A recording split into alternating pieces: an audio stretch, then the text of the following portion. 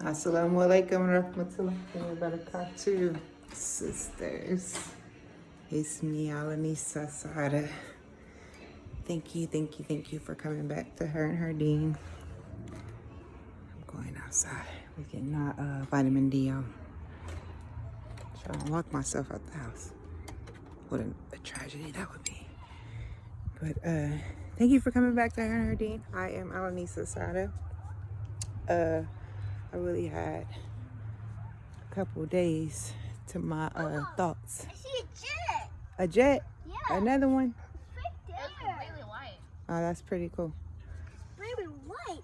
Because it was So I was smoke. reacclimating the children outside, but then I had to position myself as usual. You know, you're always the last. As the woman, you know, you don't get to be the first in your own life.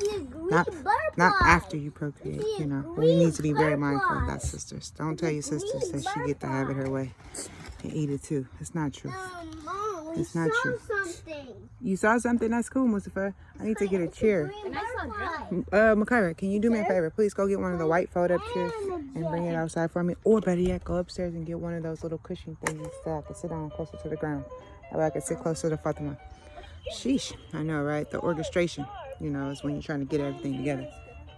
However, I did want to get on and share a message. I had a thought the other day around the purpose of forgiveness, and it was real strong the other day. And I was thinking, but then is this trying to pull all of this together? You know, I don't have to wear hijab in my house. I don't have to wear a turban in my house.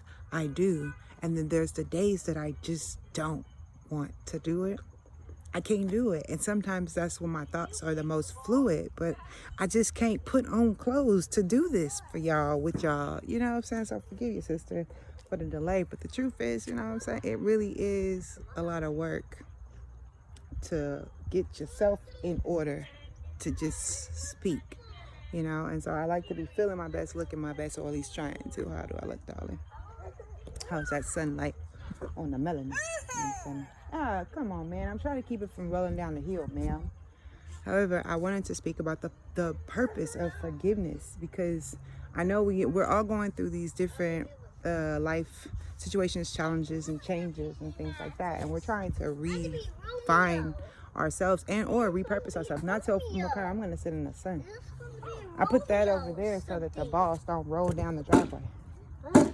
But so we can repurpose ourselves in our own lives. But it's really the defining, and we'll speak about that another day. It's really the redefining of the self. Did you charge it? Yeah. Did you ever put your scooter on the charger? Okay, and then two things. If you watch your privileges, you need to wash the dishes, and then you need to put on the hijab if you want to ride your scooter. But shukran. See, that's what I was trying to do. I was trying to stop it. Makaira, please go get the ball. That's why I was trying to put it this way. Sorry, y'all. You know, the children, they will keep you busy. If you don't have nothing to do, when you have kids, you ain't never got nothing to do. Like, please understand. They make life abundant. You know, you have them and they literally will wake up. Mustafa lets me know that the sun is out every morning. I don't know if he don't know that I can see the sun. It's like him saying, mommy, mommy, mommy, like I don't hear him the first 2 times, and he says it for 30. I don't know if they know, y'all. I'm serious. I don't know what programming children come with. You know, having 3 of them, I'm still learning their software. You do realize the children are dang, it went far. They're biologically different, although they're biologically ours. They are very different people. Fatima, come back, Mom. Come on, come back this way. Come on. I said come back this way, and the baby start walking backwards. See, I'm telling y'all, these kids they ain't normal. Look at, she bow-legged she wanna be. Like I'm a boss lady. However, my message, my apologies. You know, I like my life, y'all. I'm trying to share the good stuff with y'all. And then Makaira, can you She probably scared and be like, get this little worm. He's dried up. But I don't want Fatima. She is like no fear. She will literally pick him up and, God forgive us, try to make a snack out of him. Mine is super hugging time. Yeah, super hug attack. But forgiveness, right? The key. Go ahead and go in the house, put your hijab on, and get yourself together. Get on your scooter. We won't be out here that long. Not long enough for you to, get yourself together. Fix your feet, Kai. But forgiveness, right? So forgiveness, the way I've learned that it works. So alhamdulillah for understanding. Let me say bismillah. Because there's two ways that I've experienced forgiveness since I've been on the spiritual end of my life, which is the more sacred end, for most of us who have actually devoted, or are expressing a level of devotion to this degree, of serving, and we're trying to keep our life in alignment with God at all times. I've experienced forgiveness, like, through my prayers as such a essential component of what I'm trying to do and what I'm asking God to help me do better and or more of. I've seen things. We have salah, as a Muslim woman, we experience, we make our regular practices of salah are regular, but then we have what is encouraged of us is sunnah prayer, which is the prayers that the Prophet Muhammad sallallahu alaihi wasallam, encourages us to do, which are our additional prayers, and they're involuntary, the ones on your own. However, when I first became Muslim, it was like trying to learn, what all this means. How is all this necessary? And then what is the benefit of it? She is such a friendly, the baby is like in the driveway, in the front of the house, waving at the people down the road. Like, we live in a cul-de-sac, y'all. Our neighbors are older and they're in their house. She's waving at somebody like down the street, like down the street. Literally, somebody's grandmama came through my baby. But, I'm sorry. Focus. When we start making our prayers, in the beginning of the religion, learning the religion, that's where I was at. Sorry, y'all. I didn't write this down. It really did come to me like something to share. And in the beginning, you're so busy trying to learn the religion, right? How, why, what's the purpose of the dress? What are you saying? The language, this, that, and that. My earbud fell out, but if I touch it, it might cut off, so we just gonna roll. However, you're trying to learn so much that you really aren't actually getting the full experience, of what you're actually doing. Do remember, like, your experiences are what you're actually doing. Why did you bring the box outside, son? Seriously? Go over there with it, child. Be that way. All of this space outside, and he will come right in front of me. Perfect. But, we can never fully grasp the totality of what we're actually experiencing because we're always constantly thinking of what we're doing. Mustafa, it's cool, man. Don't worry about it. But my point is, when I first started, I was so engrossed in trying to learn everything that I really wasn't actually able to consciously just absorb what my experiences was. And then I'll say, like, maybe the first year was like the most trial and error-ish, you know what I mean? Because it's so much so fast. And then by the second year, I was a little more comfortable in my own asceticism. But this is what brings me to the forgiveness. So about the second year, I'm more comfortable in my asceticism. 2.5 years, almost 3 years into it, I am so comfortable in my asceticism that when I'm making my prayers, like, I'm coming out of it and I'm either so full or I'm so light that I had to learn to, like, process that stuff. And that is the most significant part of even your prayers. Like, when you're going into your prayers, oftentimes we already have a list of things that we want from God before we go into our prayers. And then the kicker is, we don't even take the list. We take some of the experiences that we've experienced and we try to, like, pull, extract the little parts out of it. Like, oh, I didn't like this, so let's work on this part and then not this part. The beauty of what I learned by the second year and a half, 2.5 years to the third year of, coming into alignment, from my prayers in my religion is that I am given an opportunity to forgive regularly things that happen so far. So far, I'm like, I didn't even realize how much stuff I had carried with me, like literally carried it so deep in me, like that it would come up in my prayers. And I mean, like, you could see it. It's like vivid, like color, the feelings, the interactions, you know. And this is for all people, the sisters who are Muslimas may actually know what I'm saying. Like, you experience your prayers like a panoramic, real to real. Like, you can see everything is literally happening all over again. And sometimes you even feel it, the heaviness, the denseness, or even the lightheartedness of some of the interactions, and you can see your errors. You can see your errors. You can see your faults. You can see what you did wrong, how you could have misjudged the situation, how you could have handled it better, you know. And so that's why I stress the totality of forgiveness. If we're going before God, Allah, Yah, you know, regularly, there's parts of us that are really being merged up, not purged. They're just being merged up into our physical life so we can remember them. One, so that we can take ownership rightfully of what it is, that behavior, that action, that whatever that deed, whatever that experience truly really meant, heartfelt in your prayers. You're supposed to go to your prayers with a level of what we call taqwa or khushu, humbleness and presence. You know, your taqwa is God consciousness, or at least that's the way they define it. But the presence of Allah, you know, you're going before God. You know your prayers are directly connected to God. You know, and so the forgiveness part is like, if you're in a living state physically, y'all see this green grass, these green trees for now anyway, wait till the fall come. Oh, it's gonna be so beautiful. But y'all see all this life happening around, and you know this is a life, this is a living, this is an existing form.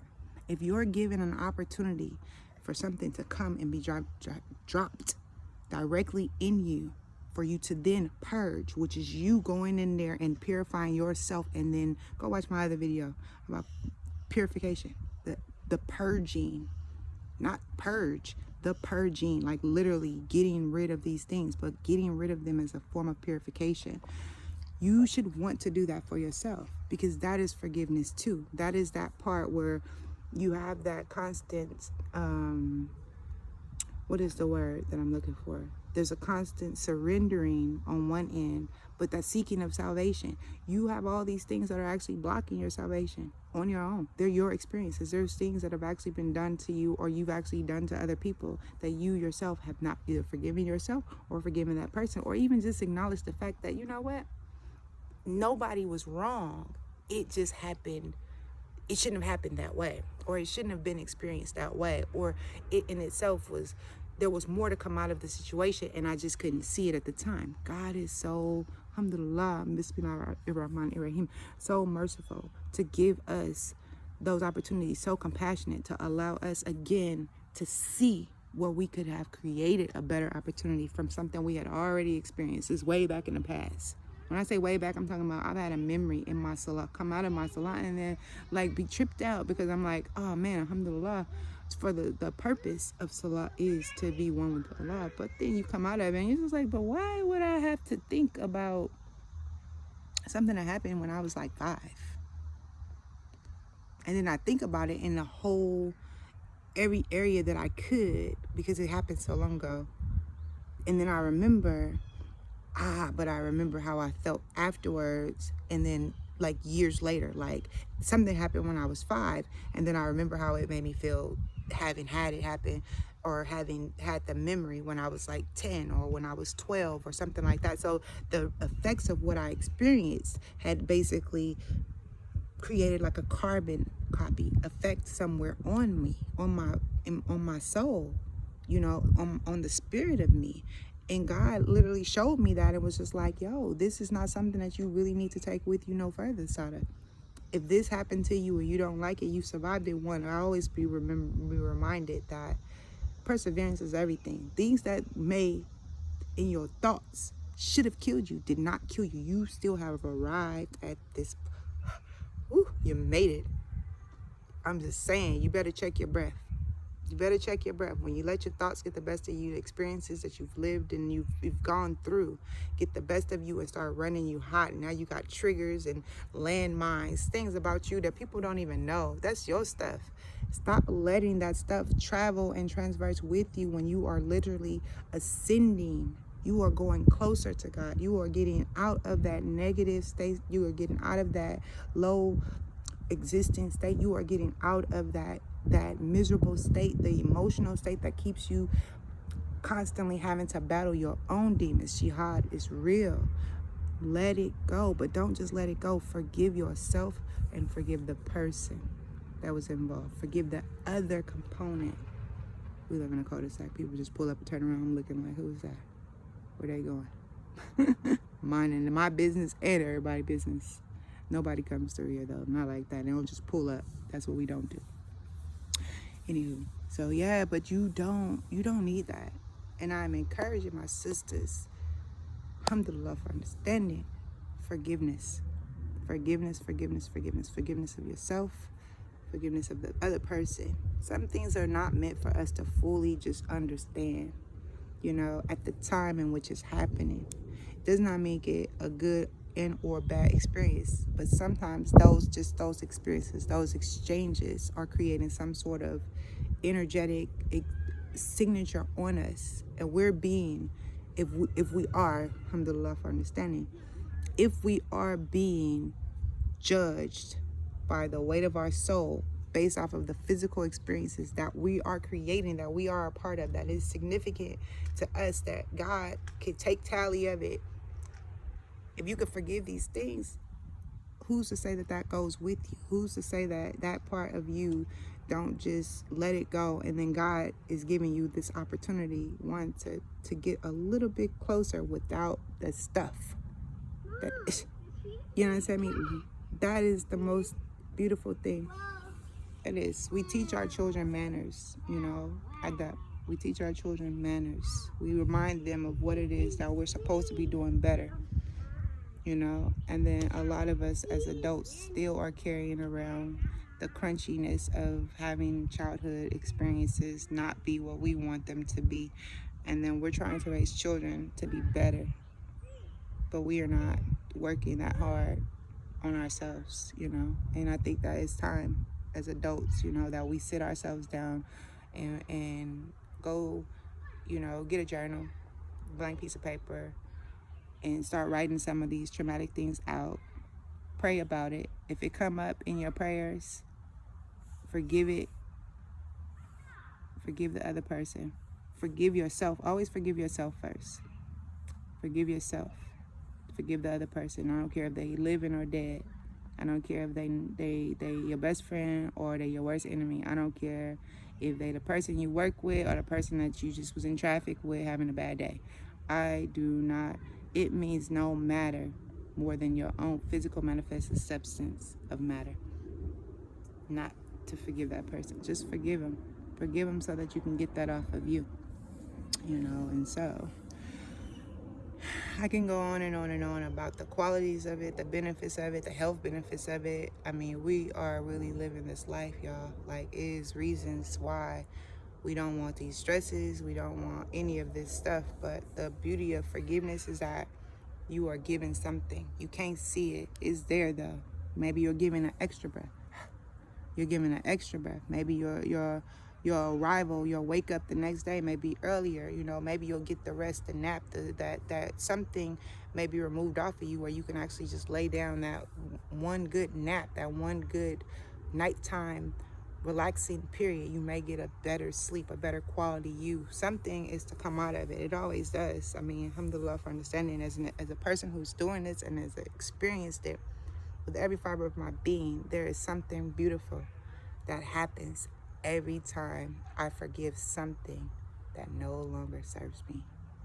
Whether I remember it or not, whether it was a conscious effort or an unconscious effort, something subconsciously was brought to my attention and I still acknowledged it with my consciousness and forgave it from that place of awareness. And I said, I forgive myself for being a part of it, and I forgive everybody that was a part of it. I mean.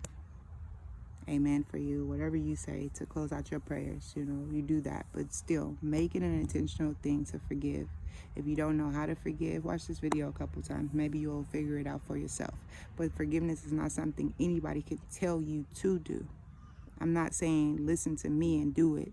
I'm saying go before God. Find a way to get that moment of a pause, a sacred pause. Go connect with the source, the Most High, God, Allah. Whatever you call it matters nothing to me. Not even a little bit. But that's your connection. Go before that presence. And if anything comes up, just take ownership right then, sis.